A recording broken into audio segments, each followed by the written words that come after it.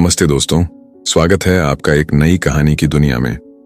आज मैं आपको सुनाने जा रहा हूं एक ऐसी लव स्टोरी जो माफिया की दुनिया के अंधेरे और मोहब्बत की रोशनी से भरी हुई है। ये कहानी है उसने मेरी जिंदगी बदल दी, एक माफिया की मोहब्बत। ये पूरी कहानी 5 पार्ट्स में होगी, जिसमें माफिया का फील, रोमांस, इमोशंस और सस्पेंस सब कुछ मिलेगा। और हाँ, ये कहानी बिल्कुल सिनेमाई स्टाइल में है, जैसे कोई फिल्म चल रही हो आपके दिमाग में। तो तैयार हो जाइए, क्योंकि ये सिर्फ एक कहानी नहीं, एक एहसास है। चलिए शुरू करते हैं पहला पार्ट, जब वो मिली।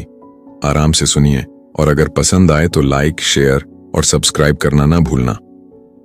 पार्ट 1, जब वो मिली। कहते हैं ना, जिंदगी में कुछ लोग ऐसे आते हैं जो सब कुछ उलट पुलट कर देते हैं। बस एक मुलाकात और लगता है जैसे पूरी दुनिया बदल गई हो। मेरा नाम है आरव मेहरा। दुनिया मुझे देखती है एक कोल्ड ब्लडेड बिजनेसमैन के तौर पर, वो आदमी जो डील्स करता है, मीटिंग्स अटेंड करता है और कभी मुस्कुराता ही नहीं। लेकिन हकीकत में मैं कुछ और हूं। मैं एक माफिया हूं, जिसकी दुनिया में न हंसी की कोई जगह है, न किसी के घुसने की परमिशन। मेरी जिंदगी एक सख्त शेड्यूल पर चलती है। सुबह उठते ही मीटिंग्स, दोपहर में डील्स फाइनल करना और रात को बस अकेलापन। हर पल प्लान्ड, हर सेकंड कंट्रोल्ड, क्योंकि कंट्रोल ही मेरी ताकत है, मेरी जिंदगी का राज। जो भी मेरी दुनिया में कदम रखता है, या तो मेरे नियमों में ढल जाता है या फिर गायब हो जाता है, हमेशा के लिए। लेकिन उस दिन सब कुछ बदल गया। वो एक बारिश भरी रात थी। मुंबई की सड़कों पर पानी की बौछारें गिर रही थीं, ठंडी हवा चल रही थी और सड़कें चमक रही थीं लाइट्स की वजह से। मैं अपनी ब्लैक कार में बैठा था, सिग्नल पर रुका हुआ। ड्राइवर इंतजार कर रहा था, बॉडीगार्ड्स मेरे साथ थे, जैसे हमेशा। मेरी नजरें बाहर की तरफ टिकी हुई थीं, लेकिन दिमाग मीटिंग के बारे में सोच रहा था। अगली डील कैसे सेट करनी है, कौन सा रिस्क लेना है। तभी सड़क के उस पार मेरी नजर पड़ी एक लड़की पर। वो बारिश में भीगी हुई खड़ी थी, हाथ में कुछ किताबें कसकर थामे हुए एक ऑटो का इंतजार कर रही थी। उसके कपड़े भीग चुके थे, बाल गीले लटक रहे थे, लेकिन सबसे ज्यादा चमक थी उसकी आंखों में। सीधी सादी, मासूम सी चमक, लेकिन अजीब सी निडरता भी। वो भीड़ में खोई हुई लग रही थी, लेकिन न जाने क्यों मेरी नजर सिर्फ उसी पर अटक गई, जैसे कोई मैग्नेट हो जो मुझे खींच रहा हो। मैंने कभी ऐसा महसूस नहीं किया था। मेरी दुनिया में इमोशंस, वो तो कमजोरी है मेरे लिए। लेकिन उस पल दिल की धड़कन थोड़ी तेज हो गई। सर, मेरे बॉडीगार्ड की आवाज ने मुझे झकझोर दिया। मैंने बस इतना कहा, कार रोक दो। कार रुकी और मैं बाहर निकल गया। बारिश मेरे सूट पर गिर रही थी, लेकिन मुझे फर्क ही नहीं पड़ा। उसके पास पहुंच गया बिना किसी रीजन के। क्यों गया, खुद को भी नहीं पता। शायद बस देखना था कि वो कौन है। तुम्हें लिफ्ट चाहिए? मैंने पूछा, आवाज में वो सख्ती जो हमेशा रहती है। उसने चौंक कर मुझे देखा, 1 सेकंड रुकी, फिर बोली, नहीं, मैं संभाल लूंगी। उसकी आवाज में हल्की झिझक थी, लेकिन आंखों में डर का नामो निशान नहीं। अजीब था ये। लोग मुझसे डरते हैं, मेरी नजरों से, मेरी मौजूदगी से, लेकिन ये लड़की, जैसे उसे कोई फर्क ही ना पड़े।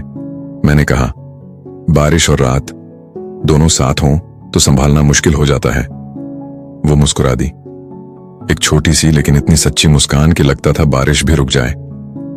जिंदगी भी तो ऐसी ही होती है ना, कभी बारिश कभी अंधेरा, लेकिन चलते रहना पड़ता है। उस पल मुझे लगा जैसे किसी ने मेरे दिल की उन मोटी दीवारों पर पहली बार दस्तक दी हो। मैं जो इमोशंस से दूर भागता था, वो इमोशंस का शिकार होने लगा। मैंने अपना नंबर दे दिया उसे, कहा कि अगर जरूरत हो तो कॉल कर लेना।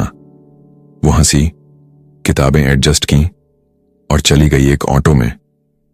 मैं कार में वापस बैठा, लेकिन दिमाग में उसकी वो मुस्कान घूम रही थी। बारिश रुक गई थी, लेकिन मेरी दुनिया में एक तूफान शुरू हो चुका था। अगले दिन ऑफिस में मैं मीटिंग्स कर रहा था, डील्स डिस्कस कर रहा था, लेकिन हर तरफ उसका चेहरा नजर आ रहा था। वो आंखें, वो मुस्कान, वो निडर अंदाज। मैं खुद को समझा रहा था, आरव, एक लड़की बस एक बार मिली, भूल जा, ये तेरी दुनिया का हिस्सा नहीं। लेकिन भूलना आसान था क्या? कंट्रोल मेरा रूल था, लेकिन उस दिन कंट्रोल ने मेरा साथ छोड़ दिया। मीटिंग्स के बीच में भी मैं उसके एक्सप्रेशंस याद कर रहा था, कैसे वो बारिश में भी हंस पड़ी थी। मेरी जिंदगी जो हमेशा स्ट्रेट लाइन में चलती थी, वो अब क्रॉस रोड पर पहुंच गई थी। रात को बेड पर लेटा मैं सोच रहा था, ये कौन थी, क्यों आई मेरी लाइफ में, और सबसे बड़ा सवाल, क्या ये बस एक कोइंसिडेंस था या कुछ और। एक हफ्ते बाद वो फिर मिली, एक कैफे में। मैं अकेला कॉफी पीने गया था, थोड़ा ब्रेक लेने। वहां वो अपनी फैमिली के साथ थी। एक छोटा भाई उसके साथ था जो चॉकलेट लेने की जिद कर रहा था। वो हंस रही थी, इतनी बेफिक्र हंसी कि लगता था पूरी दुनिया थोड़ी और अच्छी हो गई हो। मैं दरवाजे से देख रहा था, छुपकर, न चाहते हुए भी। तभी वो मेरी तरफ आई, कॉफी का ऑर्डर देने। आप? फिर से मिल गए हम। उसकी आंखों में हैरानी थी, लेकिन खुशी भी। मैंने हल्का सा मुस्कुराने की कोशिश की, जो मैं सालों से भूल चुका था। शायद किस्मत चाहती है कि हम मिलते रहें। हमने थोड़ी बात की। उसका नाम था ईशा। वो टीचर थी, किताबें पढ़ना पसंद करती थी। फैमिली के बारे में बताया, कैसे वो मुंबई में अकेली रहती है लेकिन कभी अकेलापन महसूस नहीं करती। मैंने अपनी जिंदगी के बारे में कुछ नहीं कहा, बस इतना कि बिजनेस करता हूं। लेकिन उसके साथ बात करना आसान था, जैसे सालों का बोझ हल्का हो गया हो। वो चली गई अपनी फैमिली के पास, लेकिन मेरा दिल वहीं रह गया। उस दिन मुझे नहीं पता था कि ये मुस्कान मेरी दुनिया पलट देगी। मुझे नहीं पता था कि एक छोटी सी लड़की मेरी दुनिया के अंधेरों को चैलेंज दे देगी। मैं आरव मेहरा, जिसके लिए इमोशंस एक कमजोरी थे, आज उन्हीं इमोशंस का शिकार होने जा रहा था। दोस्तों, ये तो बस शुरुआत है। इस मुलाकात ने मेरी जिंदगी में एक दरार डाल दी, जो धीरे धीरे बड़ी होती जाएगी। लेकिन अभी तो सफर शुरू ही हुआ है। अगला पार्ट का teaser to be continued, next part 2। जब दिल हार गया, जिसमें आरव के दिल के रूल्स टूटेंगे और उनके बीच एक नया रिश्ता शुरू होगा, एक माफिया और एक मासूम लड़की के बीच। क्या होगा आगे?